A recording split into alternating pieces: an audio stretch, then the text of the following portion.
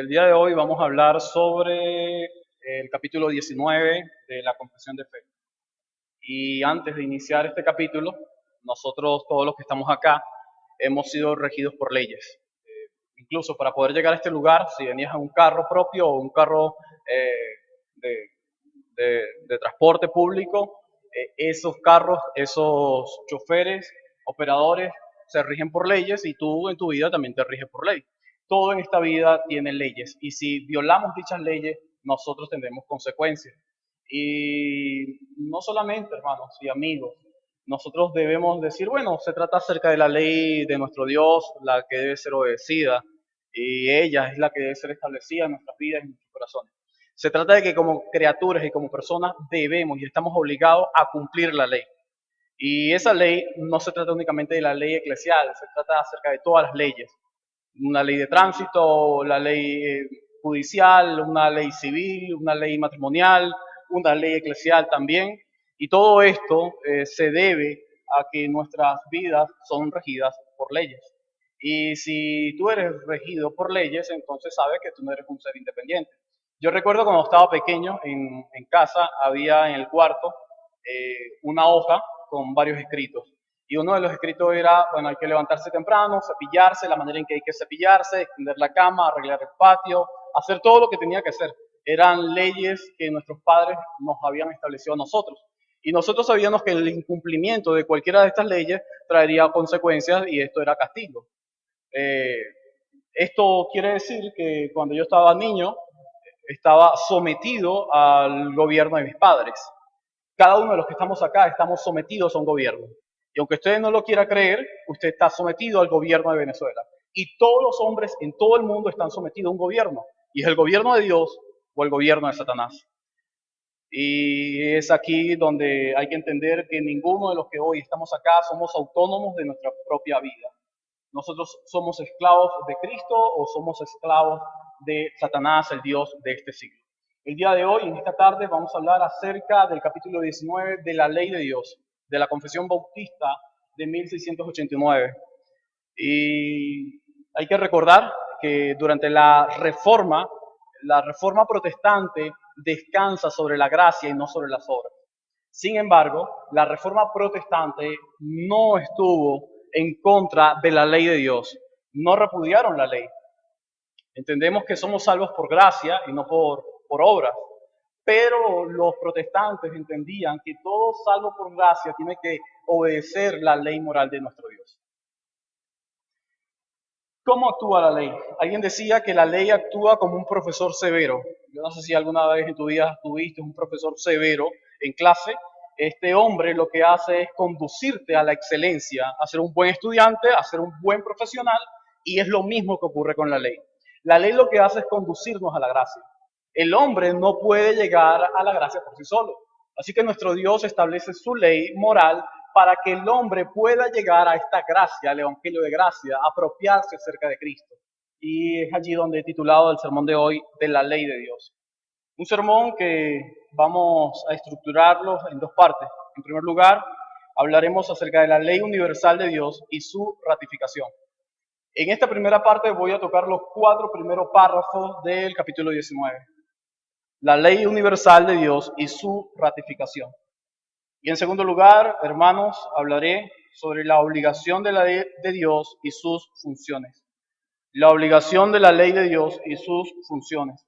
Párrafos 5 al 7. Antes de introducirnos a la lectura de cada uno de estos párrafos, voy a hacer lectura en el libro de Romanos, capítulo 2, versículos 14 y 15. Yo creo que lo que el apóstol Pablo dice acá es suficiente para entender acerca de este alcance de esta ley moral. Versículo 14 y versículo 15 dice lo siguiente. Porque cuando los gentiles que no tienen la ley cumplen por instinto los dictados de la ley, ellos, no teniendo la ley, son una ley para sí mismos, ya que muestran la obra de la ley escrita en sus corazones, sus conciencias dando testimonio y sus pensamientos acusándolos unas veces y otras veces defendiéndolos. El apóstol Pablo está diciendo acá que los judíos tienen una ley que fue dada, y esta es la ley moral conocida como los 10 mandamientos. Sin embargo, acá en este versículo 14 y 15, Pablo se está refiriendo a los gentiles y Pablo le está diciendo a estos hermanos, le está diciendo, hay que entender que un grupo de gentiles que no tienen la ley moral en tablas de piedra, ellos, sin duda alguna, fíjate cómo dice el versículo 14, ellos cumplen por instintos los dictados de la ley. ¿A qué ley se refiere el apóstol Pablo? Luego te lo dice, a la ley que ha sido escrita en sus corazones. Y es por esto, hermano, que nosotros podemos entender el por qué un pecador puede tener cosas que sean de halago. ¿Cómo es que un pecador, una persona que no tiene conocimiento de la Sagrada Escritura, pueda estar en contra del aborto? Porque eso es lo que establece la Escritura y todo creyente debe estar en contra de esto. Pero un pecador puede tener buenas decisiones y puede obedecer una ley porque esa ley está permanente en su corazón. Nuestro gran Dios ha dejado una ley en el corazón de todos los hombres para que estos hombres puedan llegar a Él por gracia, si Él así se lo revela. Fíjate lo que dice al finalizar el versículo 15. Pablo dice que esta ley que está en sus corazones no solamente está allí, sino que pasa del corazón hacia la conciencia. Y en el momento que llega a la conciencia, es allí donde ellos pueden hacer buenas cosas o malas cosas.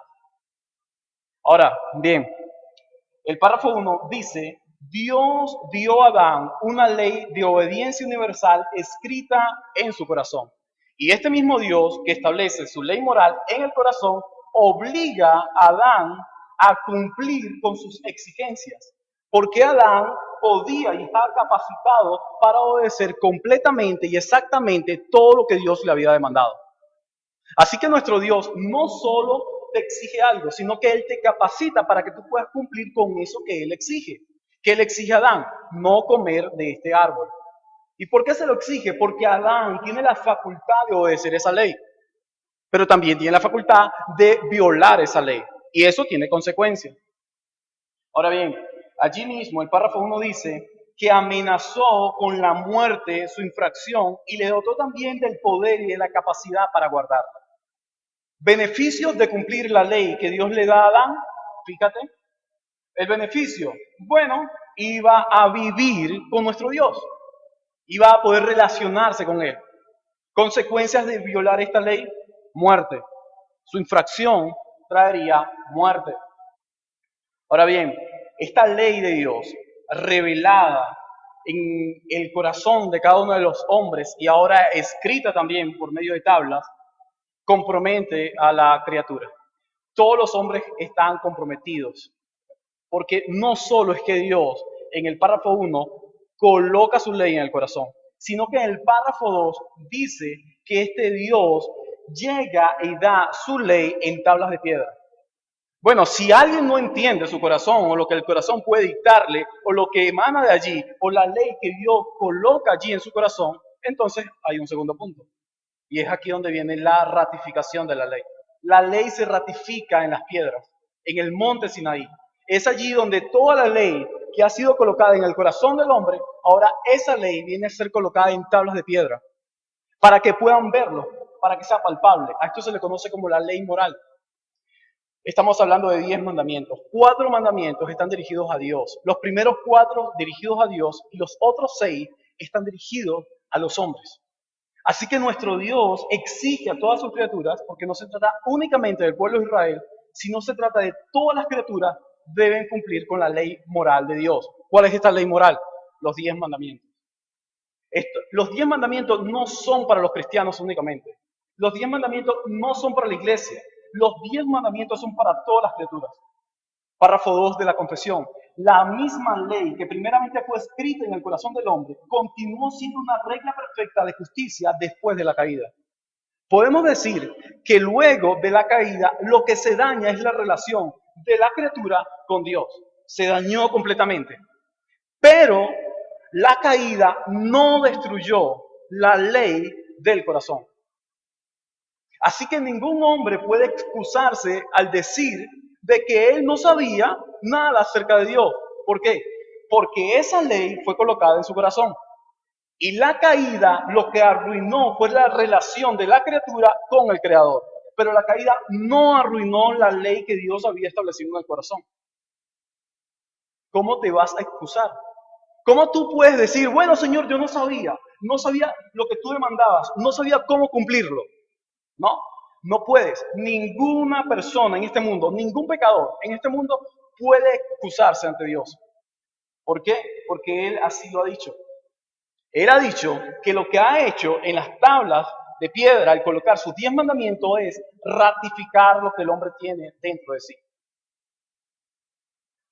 Ahora bien, el párrafo 1 y el párrafo 2 lo que hace es reafirmar la ley de nuestro gran Dios interna y una ley que luego se expresa de manera externa.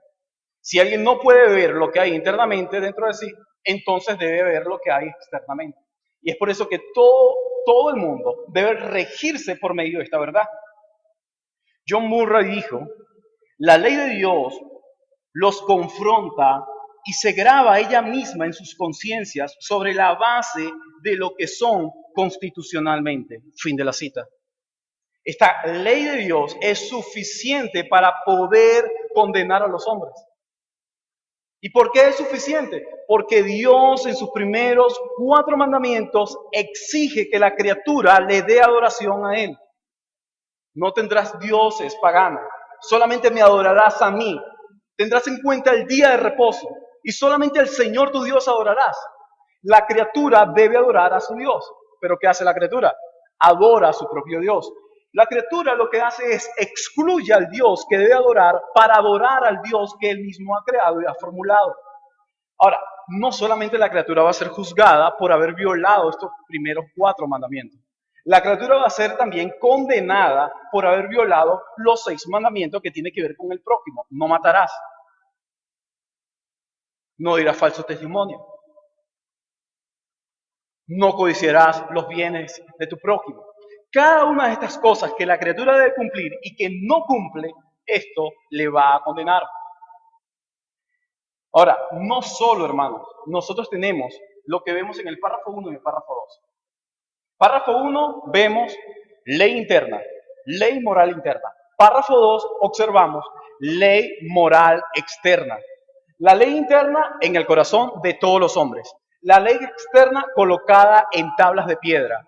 Éxodo, capítulo 20.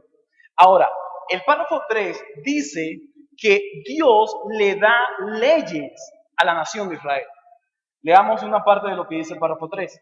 Además, esta ley, comúnmente llamada la ley moral, agradó a Dios dar al pueblo de Israel leyes ceremoniales que contenían varias ordenanzas típicas.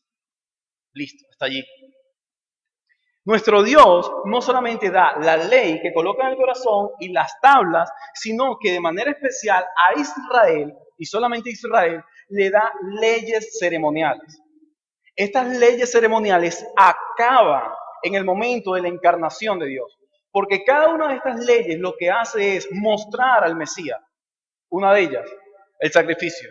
Nosotros no somos llamados a sacrificar animales, pero ellos sí, porque ese sacrificio, eso apuntaba a alguien más, que es a Cristo.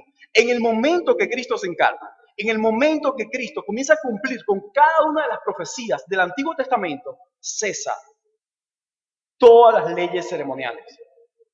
Así que las leyes ceremoniales tienen que ver únicamente con la nación de Israel y ya se han acabado, porque el Mesías ha venido.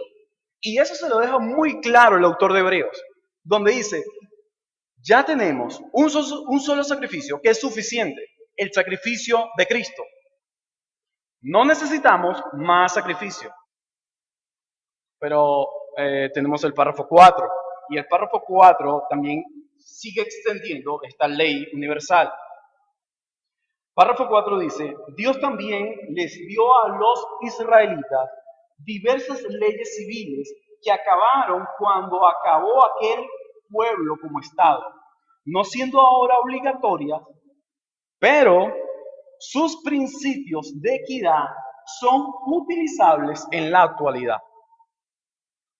Yo creo que el párrafo 4 te está mostrando a ti no las leyes ceremoniales, te están hablando a ti acerca de las leyes judiciales. Y te dice que estas acaban en el momento que Israel acaba. Pero estas leyes judiciales pueden ser utilizadas hoy día por los estados. Primera de Corintios capítulo 5. Dice el apóstol Pablo que ni aún entre los gentiles se escucha tal pecado. Un muchacho teniendo relaciones sexuales con su madrastra. ¿Qué dice la ley judicial? Que debía ser excluido. Si Pablo utiliza leyes judiciales de Israel para la iglesia, quiere decir entonces que también la iglesia puede apropiarse de ciertos principios de equidad para aplicarlos en su entorno eclesial, pero los estados también. Y es aquí donde nosotros entendemos que los gobiernos y los estados actuales están gobernando mal porque han excluido estas leyes. ¿Cuál ley? Necesitan la ley moral para poder gobernar de una manera correcta a su pueblo. Y es lo que nosotros que estamos viendo. Desde el momento en que los gobiernos comenzaron a excluir de su sistema judicial las leyes que Dios había establecido, desde ese momento comenzó la miseria en cada uno de sus estados. Ahora, cuando un estado comienza a apropiarse de las leyes morales que Dios ha dado, y no hace falta que sean cristianos para esto, pero cuando comienzan a apropiarse de dichas leyes, su prosperidad y su pueblo, su sociedad, comienza a avanzar en medio de la decadencia que puede haber en lo moral. No estamos hablando en el aspecto espiritual, sino en el aspecto moral. Ahora bien, no solo la confesión te habla acerca de la ley interna, de la ley externa, de las leyes ceremoniales que han acabado y que nadie ya debe hacer uso de ellas, sino también te habla acerca de esa ley judicial que puede ser aplicada tanto en la iglesia local como en los estados o en los gobiernos, sin ser cristianos, para una mejoría de la sociedad. Ahora bien, nosotros vamos a pasar a la segunda parte que tiene que ver con la obligación de la ley de Dios y sus funciones. Esto tiene que ver con el párrafo 5 hasta el párrafo 7.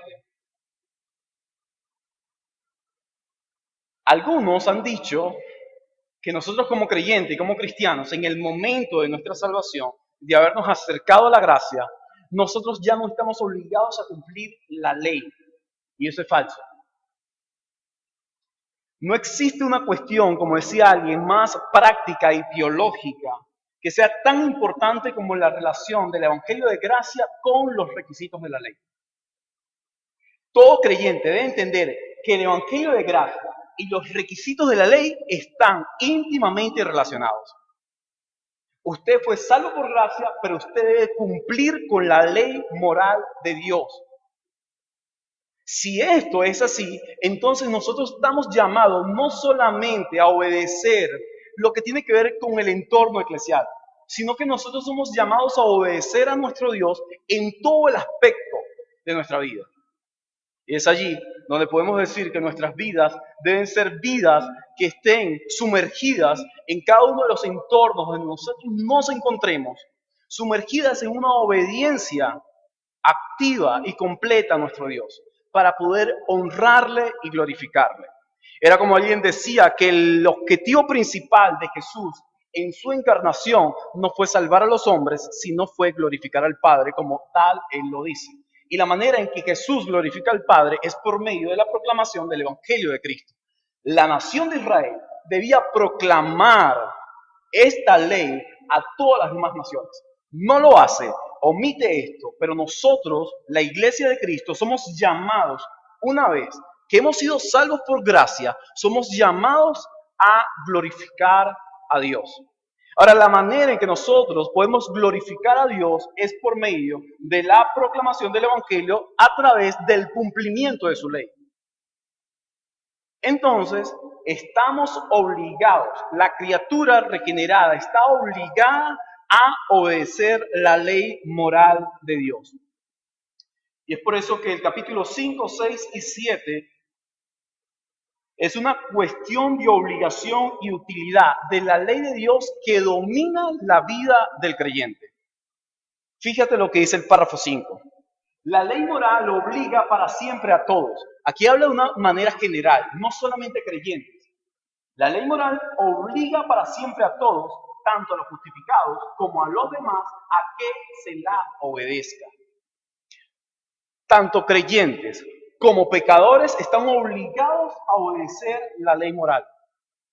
Es lo que dice el párrafo 5 de la confesión. Dice, y esto no solo en consideración a su contenido, sino también con respecto a la autoridad de Dios, el Creador, quien la dio. Entonces, el pecador está obligado a cumplir y a obedecer esta ley, pero no puede. Él no puede, pero debe hacerlo. Ahora bien, la confesión en el párrafo 6 y párrafo 7 ahora sí se dedica a hablar únicamente y exclusivamente de los creyentes, de los regenerados. Y dice que estamos obligados a obedecer esta ley, la cual es una parte inherente e inevitable de toda la existencia humana, porque somos verdaderos creyentes. Dice, aunque los verdaderos creyentes no están bajo la ley como pacto de obra para ser por ella justificados o condenados, sin embargo, esta está de gran utilidad tanto para ellos como para otros, porque es una regla de vida que Dios le exige a cada uno de ellos en sus deberes. Entonces, creyentes, todos nosotros estamos obligados a obedecer la ley moral de Dios en Éxodo capítulo 20. Es allí donde tú y yo debemos entender que nuestras vidas deben estar regidas no solamente en la iglesia, sino en nuestro trabajo y en cada una de las cosas que hacemos con respecto a lo que Dios nos exige a nosotros en su palabra. No solamente obedecerlo, hermanos, sino debes ver la función de esta ley cuando tú la obedeces.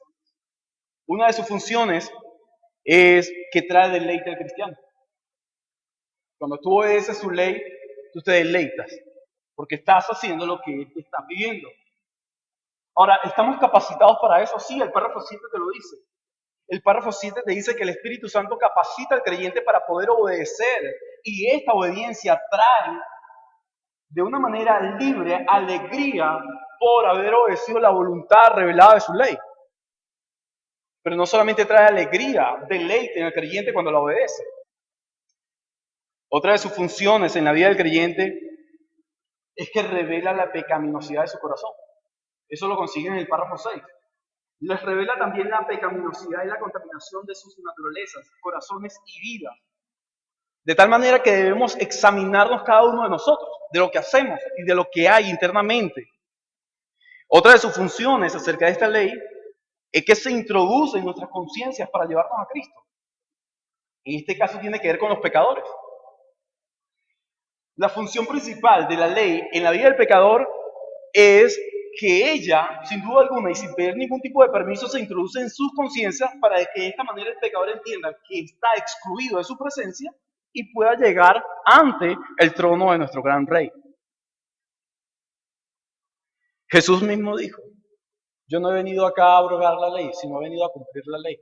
Y yo creo que esas declaraciones de Jesús es suficiente para ver a Jesús por medio de este capítulo, de esta doctrina acerca de la ley de Dios. Si Jesús, en su encarnación, Él tuvo la obligación de cumplir la ley, nosotros somos llamados también a reproducir la imagen de Cristo. Si Él la cumple, todos nosotros somos llamados a reproducir la obediencia y el cumplimiento de cada una de las leyes que Dios ha establecido como creyentes y como personas en este mundo. Hay solamente dos cosas que quisiera dejarles a ustedes. En primer lugar, hermanos, iglesia, estamos obligados a cumplir la ley de Dios. Se nos exige cumplir la ley moral de Dios. No estamos hablando únicamente de que se nos exige cumplir, venir el domingo, en el día del Señor, orar, leer la Biblia, tener comunidad con nuestros hermanos. No, estoy hablando de que la Escritura te exige a ti y a mí de cumplir con cada uno de los requisitos que expresan los 10 mandamientos. Pecador, yo creo que no tienes ningún tipo de excusa para poder acercarte a Dios, ya que tienes la ley incrustada en su corazón. Omitir la ley que Dios ha establecido en tu corazón, esto te va a llevar a una condenación. y te va a excluir de la cercanía de nuestro Dios.